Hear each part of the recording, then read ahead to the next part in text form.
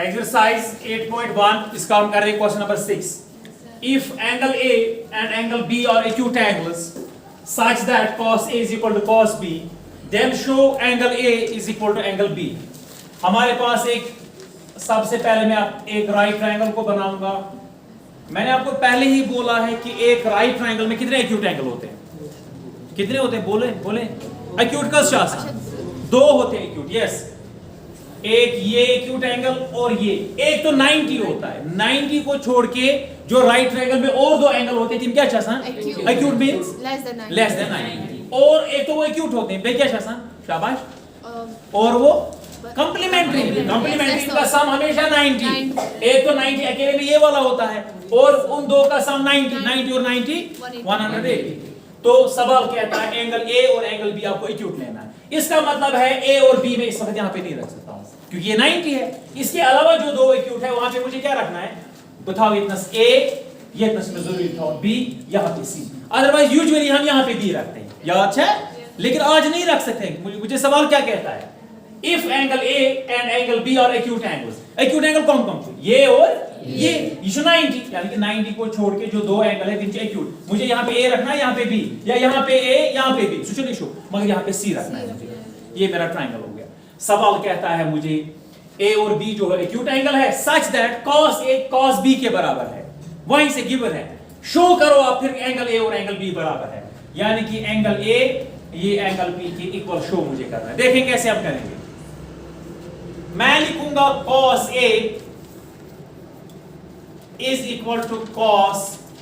पहले मैं लेट करूंगा. ट्रायंगल का नाम मैंने खुद ही रखा तो मैं ये लिखूंगा late ABC is a right triangle. ये क्या है? राइट ट्रायंगल है, comma right angle at. Right angle किसे बनाता है? Right angle at C. And angle A and angle B are acute angles. पहले में पढ़ा नहीं, ये दो जो है ये acute angles है.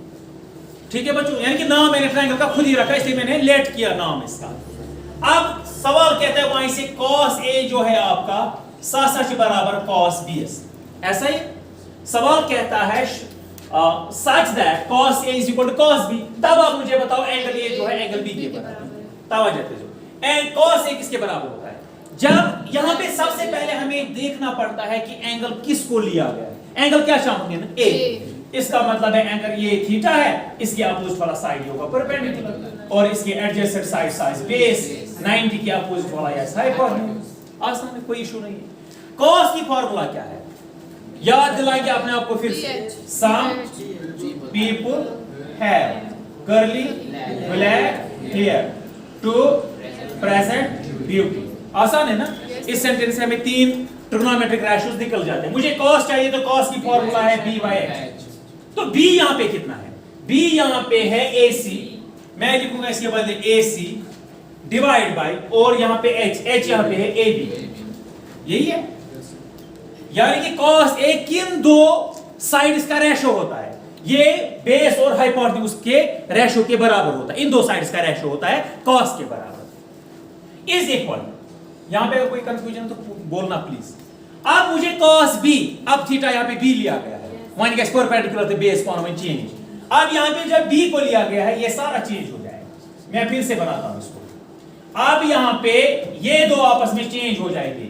जब मैं थीटा B को लूंगा, B के सामने वाला अपोजिट वाला साइड ये बनेगा परपेंडिकुलर और एडजेसेंट साइड ये बनेगी बेस. हाइपोटेन्यूज वैसे का वैसा रह जाएगा. समझ कंफ्यूजन है ना? आसान. फार्मूला फिर से वही है b बाय, क्योंकि मुझे cos से यहां पे एंगल छुपा था मुझे. फार्मूला वही रहेगी b/h. लेकिन इस वक्त b जो है BC डिवाइड बाय h इस वक्त वही है AB है ना? h is AB.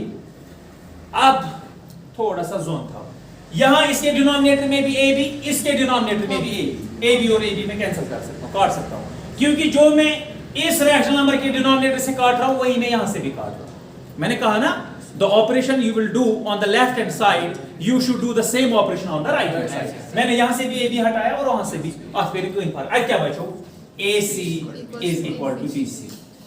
मुझे ये लेकिन प्रूव नहीं करना है, मुझे प्रूव करना है angle A is equal to angle B, मगर मैं क्या करूं फिलहाल, मुझे AC यानी कि ये सॉरी AC ये वाला साइड ये मुझे बराबर निकला BC के, ये मुझे साइड है बराबर। यहाँ पे एक इंपॉर्टेंट पॉइंट आपको समझना है, मैंने आपको ऑलरेडी वो बोला है, याद गया जब एक ट्रायंगल में दो साइड इक्वल होंगे, तीन opposite angle equal in a triangle, if two sides are equal their opposite angles are also equal। Go one एक एग्जांपल ब्याह, अगर ये साइड और ये साइड इक्वल है, ये मुझे साइड की इक्वल, ये भी अपोजिट एंगल कुछ इस साइड का, ये वाला ये एंगल, इसका अपोजिट वाला एंगल ये अपोजिट एंगल से ये एंगल तो ये एंगल ऐसे इक्वल, ये थ्योरम कहती है। यानी कि एक ट्रायंगल में जो दो इक्वल साइड होते हैं उनके सामने वाले अपोजिट वाले एंगल भी आपस में इक्वल होते हैं, तेरे को उसको साइड रहा है इक्वल। तब हमें निकला, मुझे निकला AC को साइड A और C, इसका अपोजिट वाला एंगल कुछ था, पाने के लिए AC का अपोजिट एंगल ये B, ये नहीं देखो ये साइड है हमारा, एम अपोजिट एंगल से वो एंगल B तेरे का बराबर BC क्वेश्चन, B और C इसका अपोजिट एंगल कौन है, या इसका सामने वाला एंगल एक ही है, एंगल A, हैंस प्रूव, ये वो प्रूव ये। मगर इसका मैं रीजन लिखूंगा, मैंने ऐसा क्यों लिखा, मैं लिखूंगा since angles opposite to equal sides of a triangle are equal। योजना इसी बुनियाद पे मैंने कहा जब दो साइड्स आपस में इक्वल है, एंगल तीन अपोजिट एंगल क्या असल पाना है, दिमाग से इक्वल, इस बुनियाद पे मैं कह सकता हूं angle B is equal to angle A या angle A is equal to angle B, hence prove. हमारा ये चीज प्रूव हो गया, वही मुझे प्रूव करना था। ऊपर अगर आप देखोगे show angle A is equal to angle B, वही हमारा यहां पे प्रूव हो गया। Go clear? Any doubt?